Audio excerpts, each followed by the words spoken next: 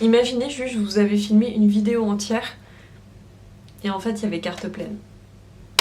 Salut, bienvenue dans une nouvelle vidéo.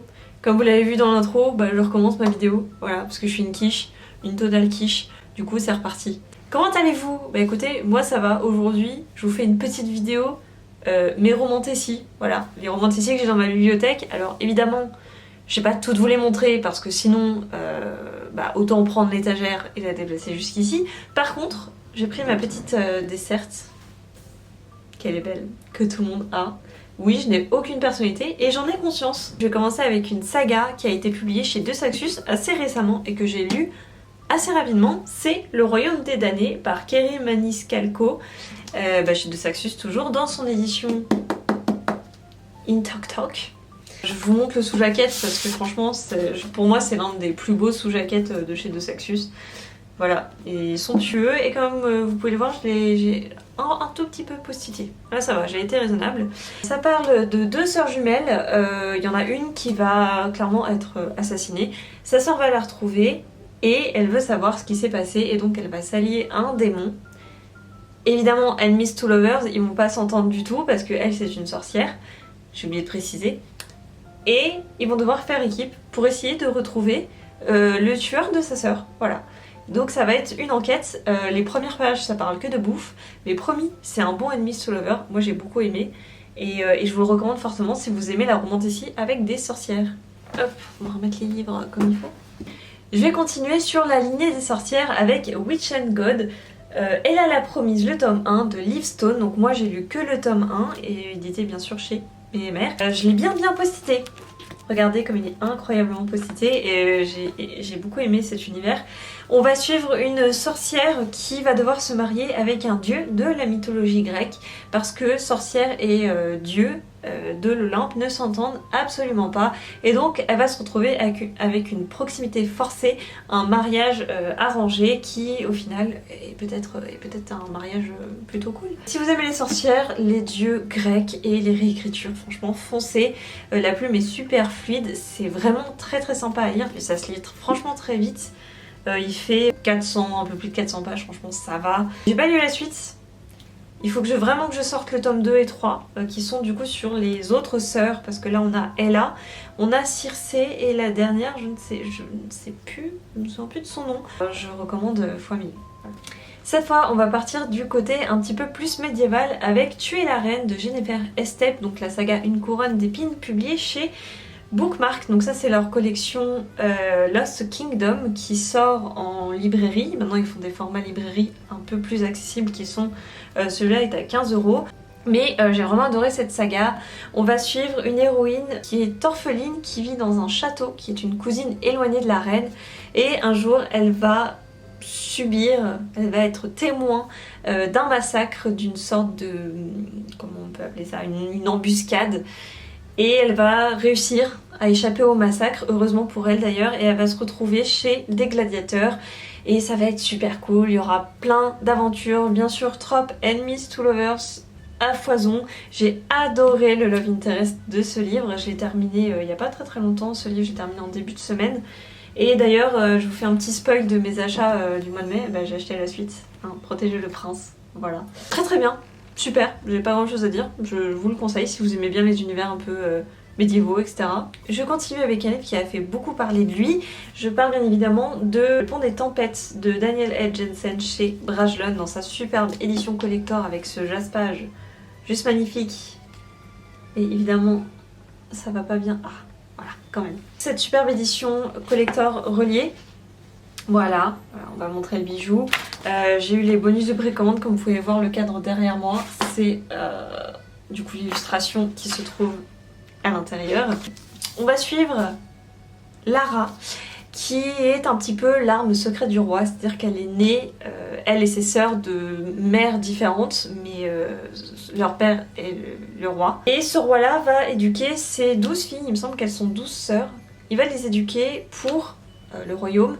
Il serait pas très gentil là-bas. Il faudrait qu'elle le tue, seulement quand elle va arriver sur place, elle va se rendre compte que le prince est pas si méchant et que peut-être que son père a dit un peu de la merde.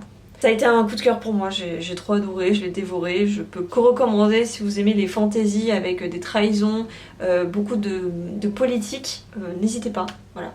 Évidemment, Enemies to Lover encore, je pense que dans toute la plupart des fantaisies c'est du Enemies to Lover. Donc cette fois je vais me concentrer sur une autrice que j'aime beaucoup et qui est très très connue. Contrairement à tout le monde, j'ai adoré un de ses livres qui n'a pas été aimé de tout le monde. Je parle évidemment d'un livre de Margaret Rogerson et donc là il s'agit de Enchantement of Raven, donc dans l'édition féerique. Alors moi j'avais lu dans l'édition brochée, je l'ai revendu sur Vinted quand j'ai su qu'ils allaient sortir cette magnifique édition, regardez-moi ça, cette illustration, et regardez, le Love Interest, il est incroyable, regardez-le, il est magnifique, il est tout beau, tout génial. Je vais vous montrer en dessous, je suis contente que ce soit un de mes livres préférés d'ailleurs, ever, parce qu'il est rose.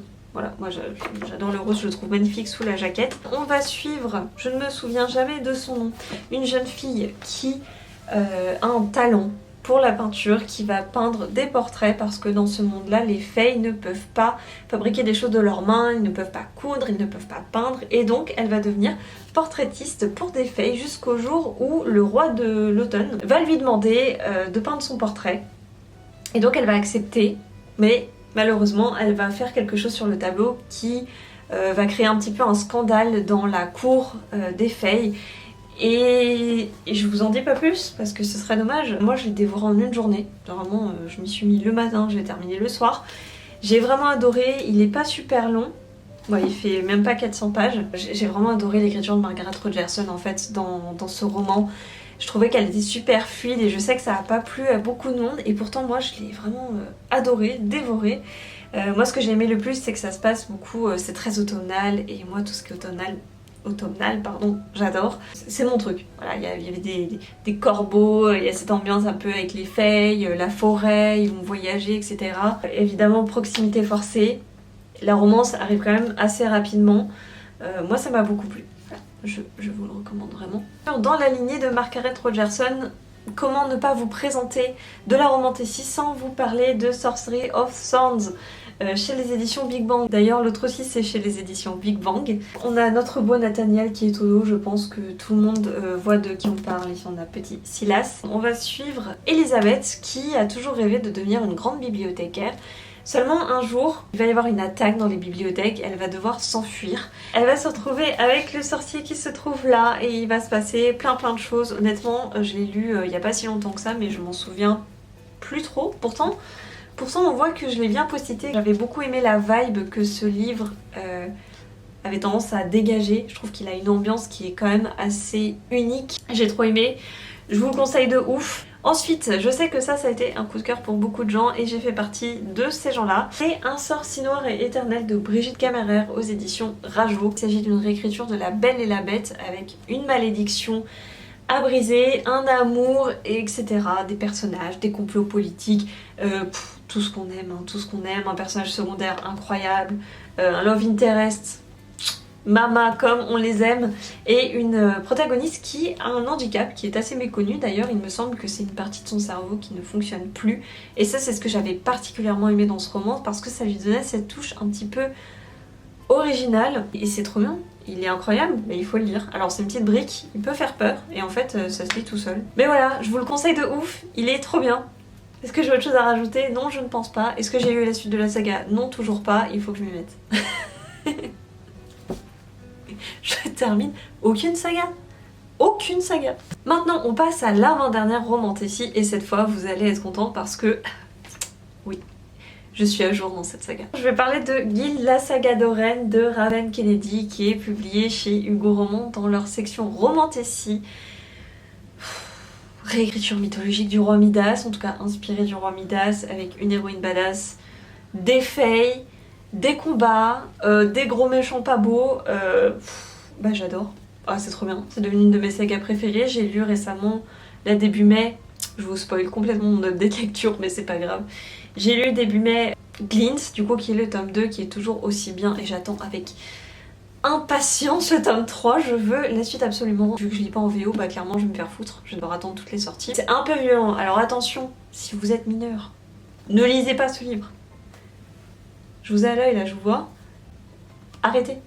n'allez pas sur Amazon, Fnac, je ne sais où, commencez pas à mettre vos chaussures pour aller en librairie pour acheter Guild. Ce n'est pas pour vous. Si vous êtes mineur, ne lisez pas Guild. Voilà, tout simplement.